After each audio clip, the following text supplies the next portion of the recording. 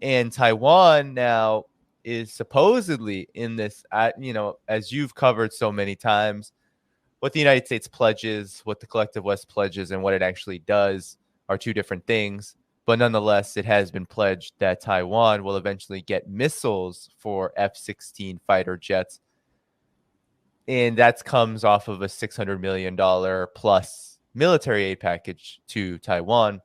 Yet another, infusion of what has been a years-long process of militarizing the island. What's your reaction to that? I mean, it seems like, I mean, they were almost publicly bragging about it while they were coming to that agreement. It's hard to tell where any sort of geopolitical utility ends and military profiteering begins, because even U.S. Think tanks, their policy papers about any sort of potential conflict between Taiwan and the rest of China note that the Taiwanese Air Force would be destroyed in the opening phase. It would play no role at all whatsoever. So what are these missiles going to be doing besides making the fires bigger? That's all they're going to be doing. So this is a huge transfer of wealth from American taxpayers, people in Taiwan paying taxes, transferring money from them to Lockheed Martin or Raytheon or whoever's making these particular missiles. So there's that. But also, again, read their policy papers. The U.S. doesn't make a secret of this. They admit that if at this point it's already too late, there's absolutely no way that separatists on Taiwan could fight the rest of China and somehow come out on top. It's impossible. Even if the United States intervened immediately, the entire island would be scoured clean of infrastructure, industry, and any semblance of normal life for the civilian population. The United States even has talked about, well, if it looks like the People's Liberation Army is going to get a hold of this port or that airport or this semiconductor factory, we'll just shoot missiles at it and destroy it ourselves.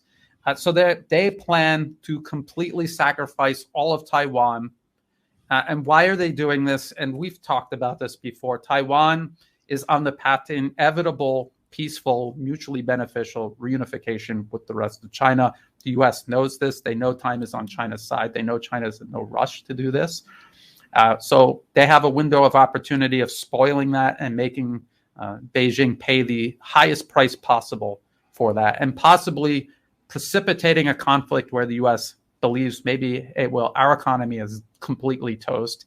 Maybe we can destroy their economy too, and then it'll be a race to see who can reassert themselves first. Because the status quo being as it is, China will most certainly surpass the U.S. And as you said, Brian, I believe it was the CSIS military war simulation.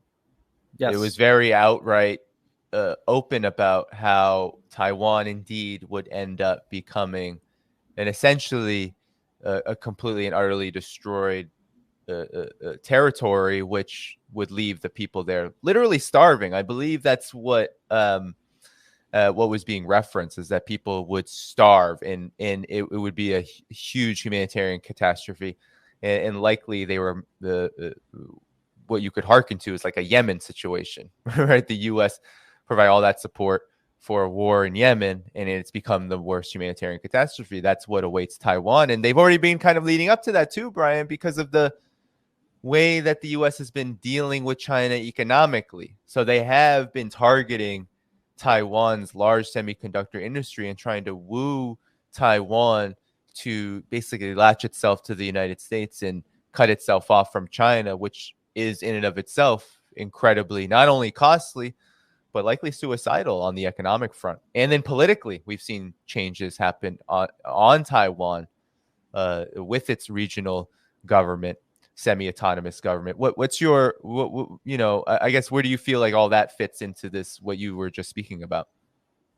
Well, it's good that you brought that up. It would be economic suicide for Taiwan to cut itself off from the rest of China. If you look at their trade, half of its exports go to the rest of China, and a lot of crucial imports essential for its semiconductor and electrical component industry come from the rest of China. So that would just be suicide, and there's no way the U.S. could compensate for that. It's impossible. Just look on a map, the proximity of the island of Taiwan to the rest of China and its proximity to the United States. It's utterly absurd, which is why nothing about this makes sense. But then if you look at that CSIS war game, and they're talking about the preservation of Taiwan political autonomy, which in itself is an illusion. There is no political autonomy without constant U.S. political and military support. The separatists on Taiwan would not exist. They would have disappeared decades ago. They would have been completely erased, and Taiwan would be integrated into the rest of China already. So they're talking about preserving the illusion of political autonomy in exchange for Taiwan's physical existence. It's unbelievable, but this is where the U.S. is. This is how desperate they are. And I talk about a closing window of opportunity, but it seems in many ways that the window has already closed. And this is just one last desperate gasp that they're going for, just to raise the price as high as possible for China. Will there be a war between the U.S. and China?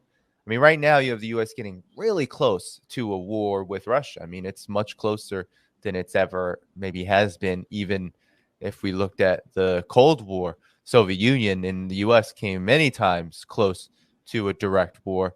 But given the way that war has changed, this is probably as close as it gets without a direct confrontation. Do you feel like, a lot of people ask me, do you feel like that's going to happen here? And my answer is, well, everything is being laid out for such a thing to occur. We just don't know when. What is your take? It's obvious the United States is preparing for a war with China. They're doing everything they can to prepare their population. It's almost, you could almost sense the desperation and the rush to do this among a U.S. leadership class to do this. So it almost seems certainly they're going to try. And I think what China's going to do is do everything possible to avoid a war. They don't want a war with the United States. They know time is on their side. And if they could avoid it, they will. But again, this goes back to the situation in Ukraine.